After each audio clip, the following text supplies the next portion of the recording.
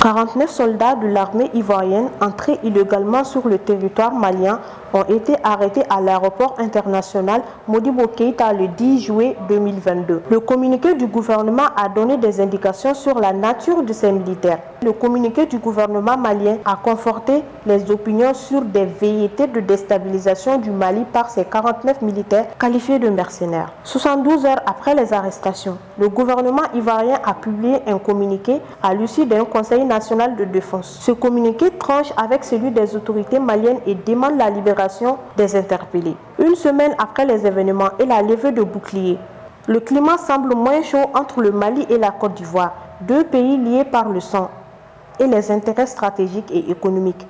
La médiation souhaitée par plus d'un entre ces deux voisins est menée par le Togo et son président Faure Gnassingbé. Cette diplomatie souterraine est en train de faire son chemin. Ce sujet a été fortement traité par les Maliens depuis le 10 juillet. Nous sommes allés dans les rues de Bamako pour découvrir comment les opinions jugent l'évolution des événements du début à aujourd'hui.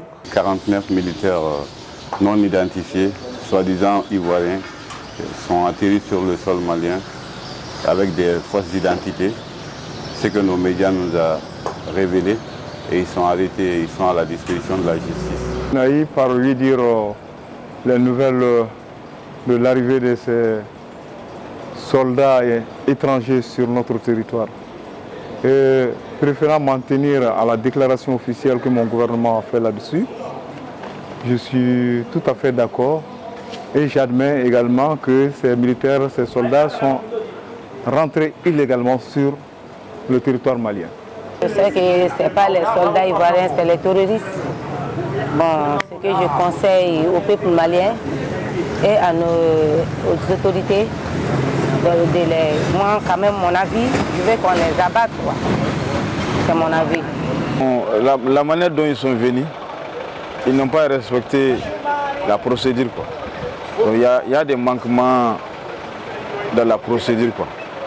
Donc par rapport à ce sujet, donc les autorités de la transition de la République doivent les interpeller et les demander, faire une enquête. Plus récemment, ça va maintenant 5 jours de cela, à l'ORTM, j'ai vu le ministre de l'administration territoriale, le colonel Abdoulaye Maïga, qui a parlé de ça en disant que ce sont les mercenaires ivoiriens qui sont descendus sur le sol malien.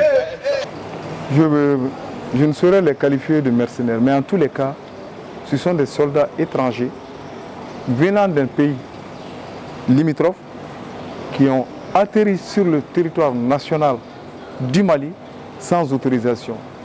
Et cela entraîne tout naturellement, en tout cas, des réflexions. Alors, si quelque part les autorités ivoiriennes ne reconnaissent pas la qualité de soldats à ces gens-là, on pourra alors les qualifier de mercenaires. Dire des mercenaires, pour moi, c'est trop. Et moi, je crois que c'est une incompréhension entre États et qu'on doit chercher à résoudre pacifiquement. Pour moi, c'est un non-événement.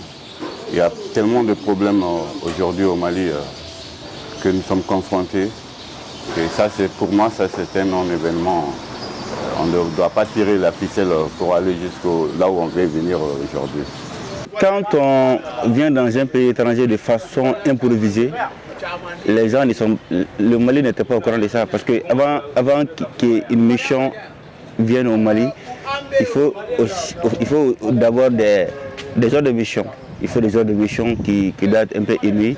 Il faut que le ministre des Affaires étrangères soit au courant de ça. Le Mali dit qu'ils ne sont pas au courant de ça. C'est pourquoi le ministre a fait une déclaration universelle en disant que ce sont les mercenaires ivoiriens qui sont venus au Mali. Bien sûr, c'est des mercenaires. C'est des mercenaires, ce n'est pas des soldats. Ça, quand même, mon avis, je ne crois pas que c'est des soldats. Je suis ivoirien, je suis né là-bas, grandi là-bas, je suis ivoirien, j'ai la nationalité ivoirienne. Mais ce qu'ils ont fait, c'est illégal. Nous, on ne pourrait jamais faire ça au peuple ivoirien.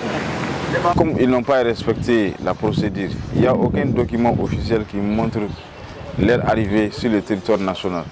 Donc on peut les considérer comme des mercenaires. En général, nous n'avons pas l'habitude de voir ces choses-là sur le sol malien. Mais comme vous savez, il y a quelques années, le Mali est confronté à beaucoup de problèmes. Problèmes de djihadistes, problèmes de conflits intercommunautaires qui sévissent le pays actuellement. Franchement, voilà. Nous sommes ébahis avec le problème. Ce dont je suis au courant, c'est l'affaire récente. Ce n'est pas des soldats, c'est des mercenaires. Peut-être qu'ils ont commencé il y a longtemps, c'est maintenant qu'on a aperçu. On doit mettre fin sur ça parce que vous savez qu'on n'est pas en sécurité ici. On ne peut pas faire rentrer n'importe comment les gens dans notre pays. Ce n'est pas raisonnable. Donc il faut que l'autorité mette fin à ça. La médiation, il peut continuer. Moi quand même, je ne vois pas de médiation sur ça. Moi, à mon avis, quand même, on doit garder ces mercenaires-là. Ce n'est pas des soldats. Si on ne peut pas les garder, on doit les abattre. Ça, c'est mon avis. Je peux le dire parce que je n'ai pas de précédent dans ce domaine. Je n'en connais pas. Je n'en connais pas. Cette intrusion illégale sur le territoire malien, je n'en connais pas. Alors, je pense que c'est une première. Et si vraiment vous pensez que le gouvernement l'a fait pour y mettre fin, c'est son plein droit. Le gouvernement doit obligatoirement protéger la souveraineté nationale et internationale du Mali. Ils doivent œuvrer par tous les moyens à cet effet. L'apaisement, c'est la chose la plus avenante que le président puisse le faire. Parce que quand on est consciencieux de ça, il faut aider le Mali à sortir du gouffre. Il faut aider le Mali à sortir du gouffre. C'est ça qui est important. L'intervention des forces, c'est une bonne chose. C'est une bonne chose, mais le problème est que la Côte d'Ivoire même n'aime pas les Mali. Alassane même n'a jamais aimé les Mali. Voilà. C'est pourquoi, même si lui il intervient, peut-être qu'il peut intervenir pour avoir un apaisement entre les deux pays. Oui, c'est bien.